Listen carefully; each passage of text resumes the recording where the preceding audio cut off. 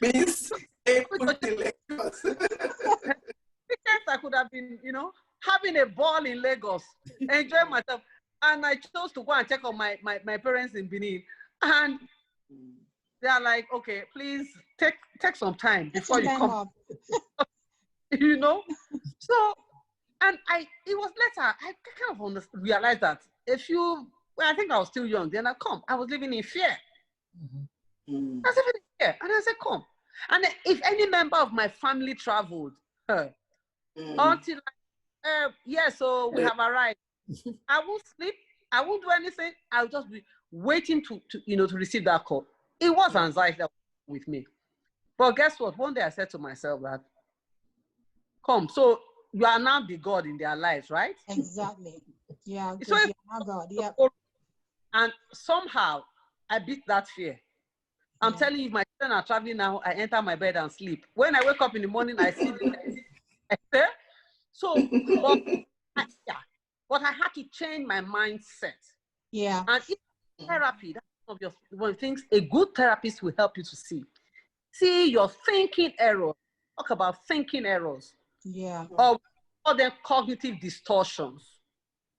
Why am I fortune telling? Hey, this accident is going to happen. How do I know? Am I a witch? Yeah. This person is going to die. This exam, this person cannot pass it. You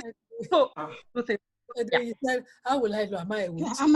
But you are very right, because the same thing, like, I have to just give you like a back. My daughter went to a boarding school. I'm not joking. Like, Saturday morning, I will wake up, like, I'm already on my way to Pennsylvania. My daughter, like, the first few weeks, she was like, okay, well, nice to see you, Mom. Second week, okay, nice to see you, Mom. Third week, she was like, nice to see you. Then fourth week, she was like, Mom, listen, there's no reason for you. There's no reason for you to be here right now. Next week, don't come back here no longer. But what she's like, Mom, I'm okay.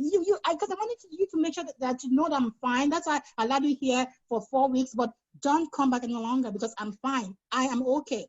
You go take care of yourself because I'm fine. I mean, that really made it clear to me that, like you said, like, I had to go back and say to myself, really, are you God?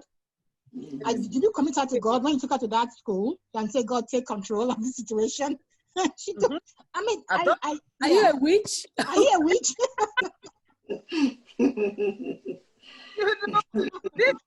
I mean, anxiety is real.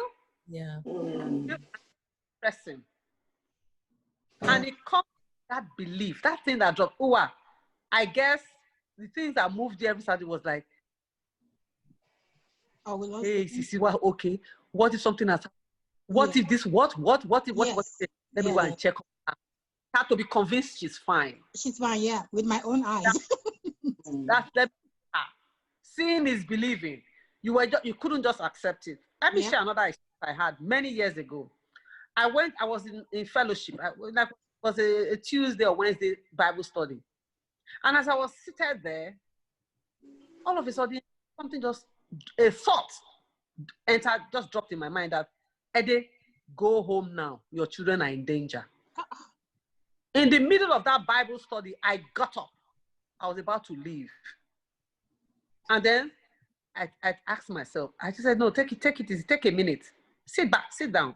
So I spoke to myself and I sat back and I said, where are you? I said, okay, I'm here.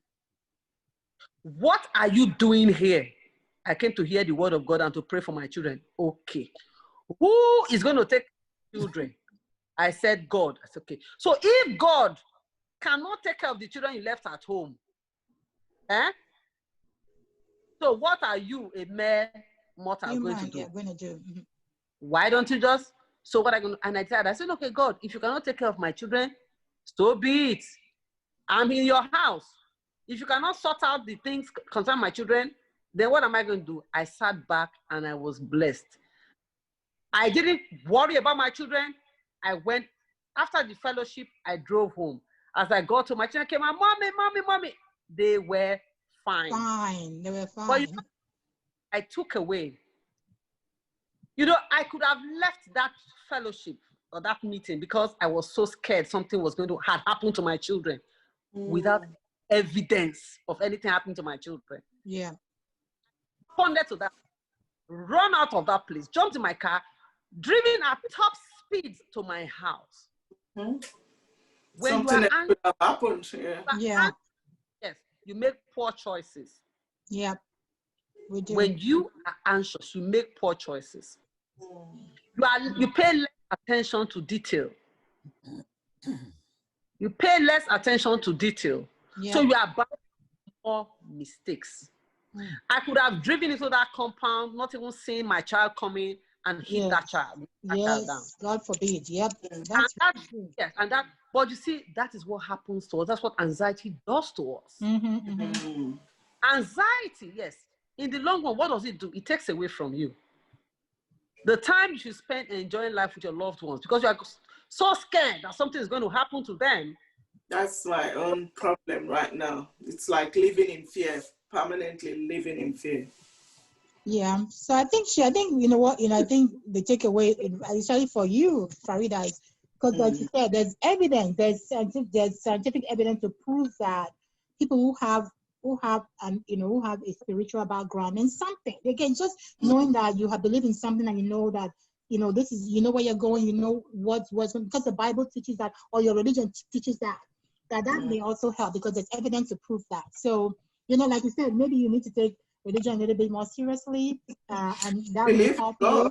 Yeah, I do believe in God. Yeah. I pray, I do all my things, but I'm not like deep into the thought about where people are. Even if I know that, I'm sure I'll still be scared. No, I think this is the thing, and I just want to come in here, just putting together what Ede and Anita has said. You should probably see it as another form of therapy.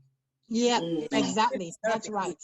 Because I do know that, and it's so funny because I was discussing this with my daughter, because one of her friends has anxiety, and then I was like, why is she so? She's like, and this is something she just said. She said, well, because her, oh my God, Eddie might understand this.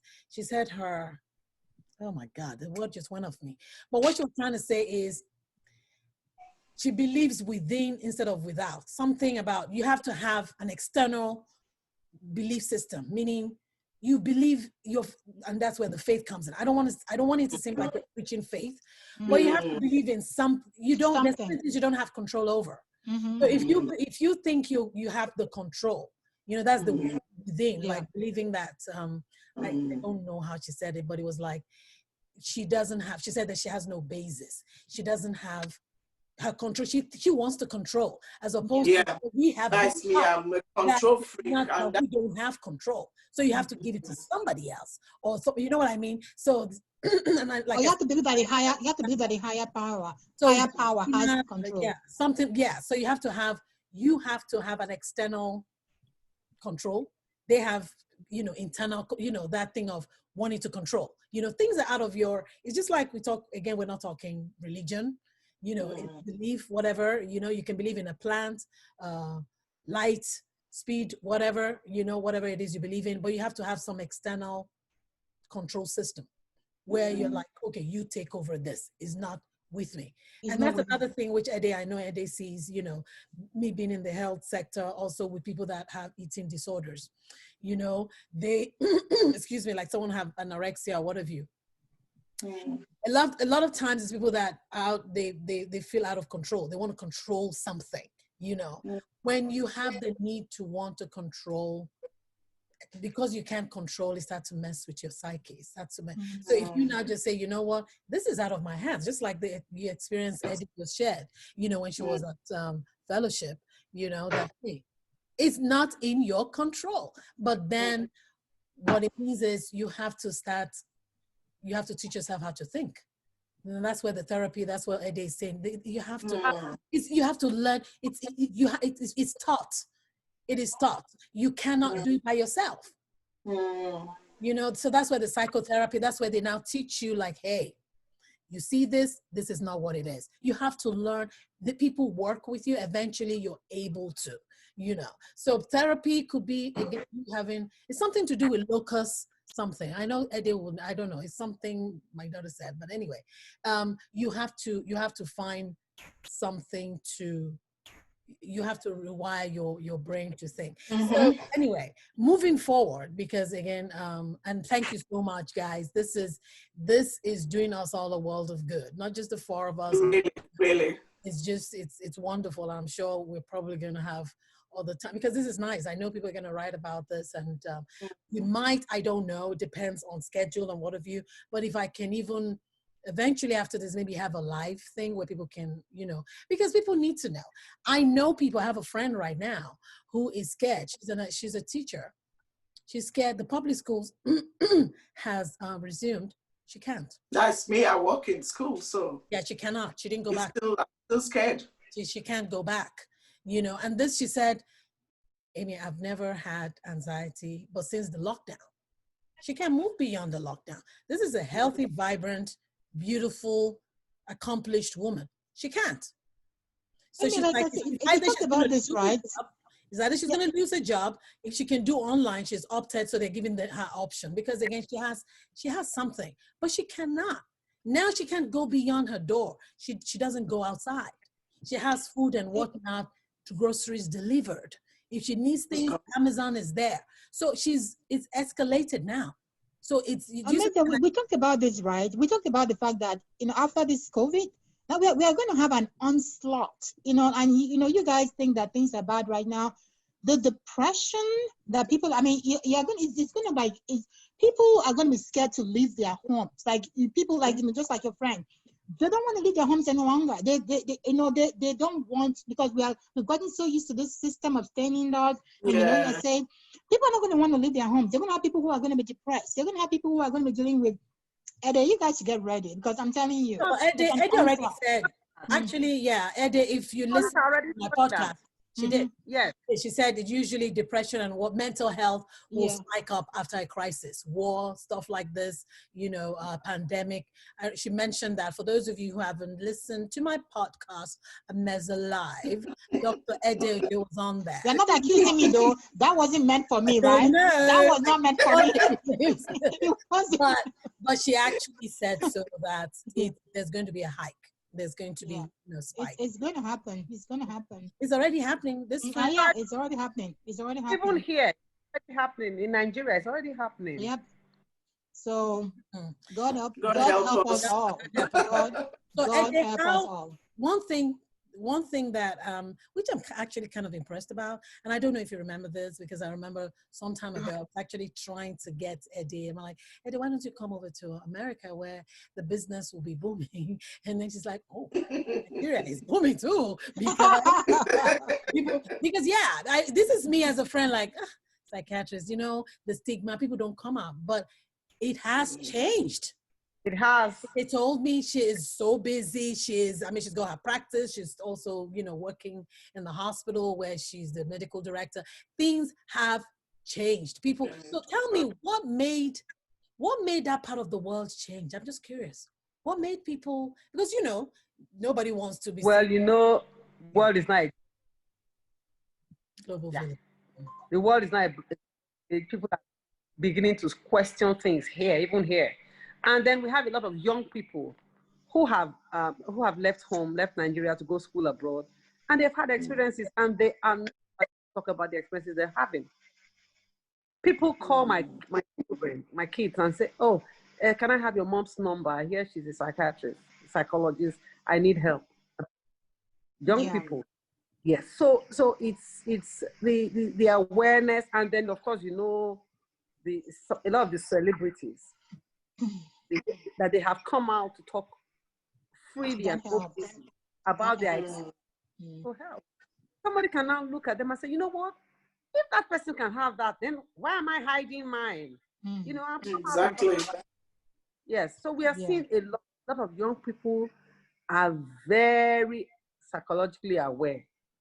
Many of them know how they are feeling, and they are not afraid to talk about it. And interestingly, in the last 5 years, the young people I have seen that were referred to me by their parents were referred because they wrote something, they put something on Instagram or Facebook, or they tweeted something or something on WhatsApp.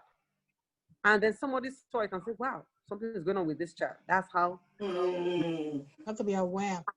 Awareness, right?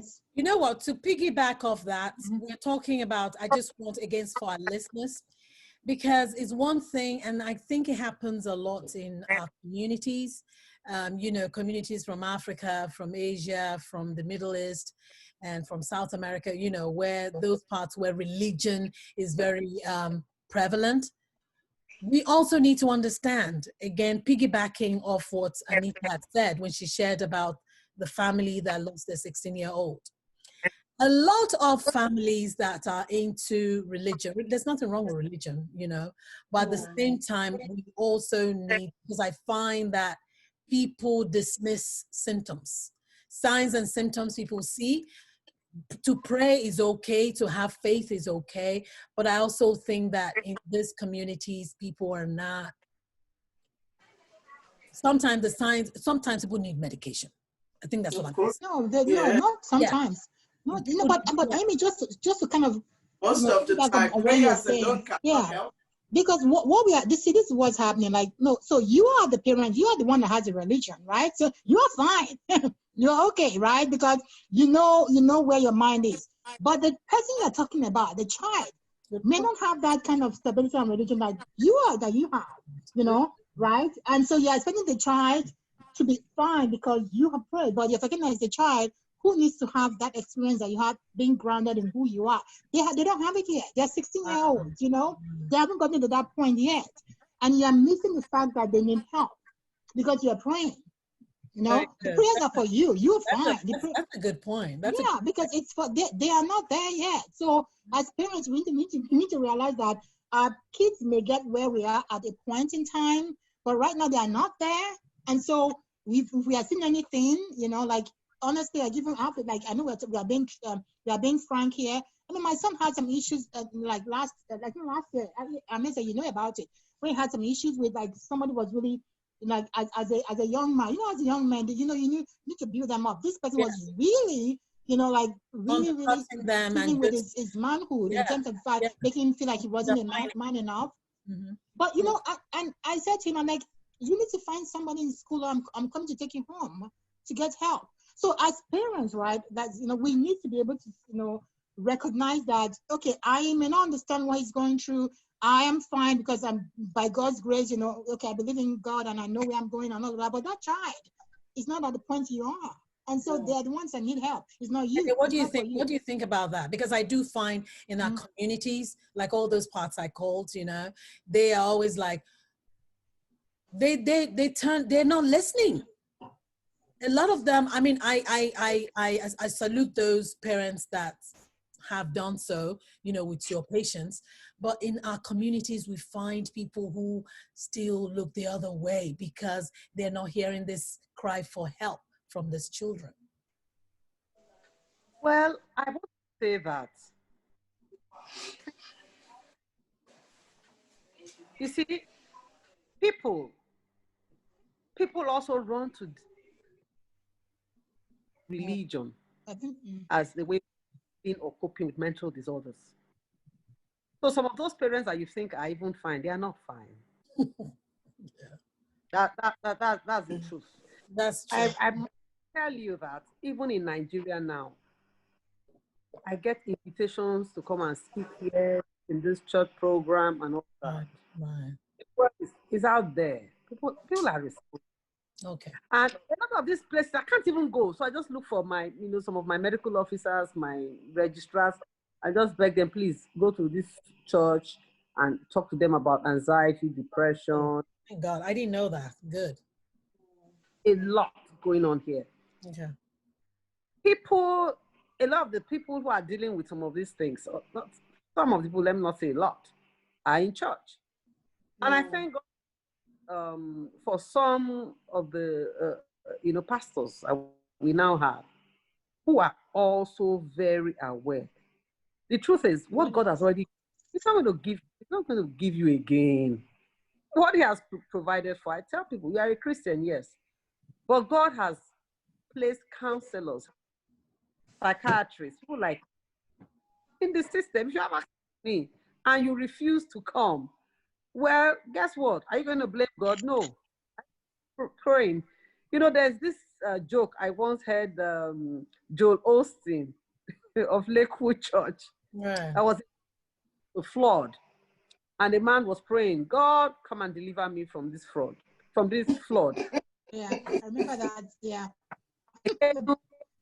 Come in, jump in, let's go. I said, no, go on. I'm waiting for God to deliver. And that one left, and helicopters came, he refused to get it. Submarine came when he got it. And when he got to heaven, he was crying with God. God, I've been praying. Come and deliver me. God said, I sent a speedboat. It was a canoe, speedboat, and a helicopter. Refused to enter. What did you want? So, you see, so I tell people, so when people say, oh, I want to go and talk to my pastor about this thing before I agree to take this medication, I say, okay, so me that I'm doing the devil's job, right? You know? So, are you? These are I hear which. you know, right? That we always turn to that in Africa. You know, yeah, you're a witch. Oh my God, Ede, tell me you're still there. I think we are losing her, maybe. But this has been so enlightening. I am so happy. I am thankful that, you know, we have Dr. Ede here to dispel, to entertain, to inform, and to elaborate. You know, mental health is real, people. So this is going to be a many-part series, you know, which hopefully she can, you know, be a part of, you know. If not her, I'll try and reach out to. So I don't know what about how to get how do we get the word out? What do we do to, you know, I know we are doing that right now with this podcast, with this video that you're doing, but we need to like really talk about how do we get, there's a background, there's a background. How do we get the word out? You know, how do we as a community, you know, really get the word out there about you know, mental health, you know that it's not a stigma, it's something that can be taken care of. It's like any kind of disease you have. Yes. Yeah, that, you know, like you need medication for, like Dr. Ojo was saying was that, hey, look, there are so many types. It's the same, like, look, the body, like the brain, and I know, you know, the brain has different parts too, just like the body. So you have diabetes for, you know, for your spleen, and you have, it's all different diseases, right? So it's gonna be, so all the issues with the brain are not all the same. They're never gonna be the same. They're gonna be different issues, you know, so that we understand that this is something that we need to find the answers. It's no longer an unknown. Some things we know, some things we don't. But it's something that's normal. It's normal. It's not, you're not crazy. You know what I'm saying? It's not, they didn't cause you. You know, it's not from your, it's not generational cause. Like, it's not from your forefathers. It's not like nobody, like nothing like that. It's just something that your body is reacting to that's not correct. And once we need to get that message out and let people know that it's normal and this is what people go through, and it's not just you. Like Ede was saying that, you know, people like Amelia and all those people coming up and Farida saying their true stories, right, of what they are going through and what is real. And people, so you know that it's not just you. There's a face to it. There's a face to this disease, and it's not just you, and there's help out there for you to ask for. Thank you, Anita. That's a good one. I'm gonna have Farida, what's your last word? Because that's gonna be, we're rounding up. What is your take from this before I get to Dr. Ojo? Very, very, very happy to have spoken to the doctor, because she has really, really enlightened me more. Yeah. And I have taken a lot from her. So I'm going to practice, and even what Anita said. So I am really, really happy to be part of this. Yeah. So, and hopefully we'll talk more about it in future. Yeah. Dr. Mrs., you know, I love you. You're so sweet. you are an authority in this, and that's why, you know, I come on here, because she knows what she's talking about. Yeah. Experience. She's a consultant, people. They don't, I know. Like this consultant. Now that she's my they friend. teach others on what to do, you know. Yeah. Are you a witch? So now that she's my friend.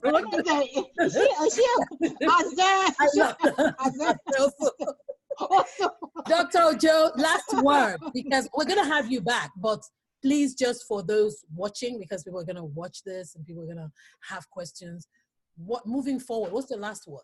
You know, mental health. What is your last word?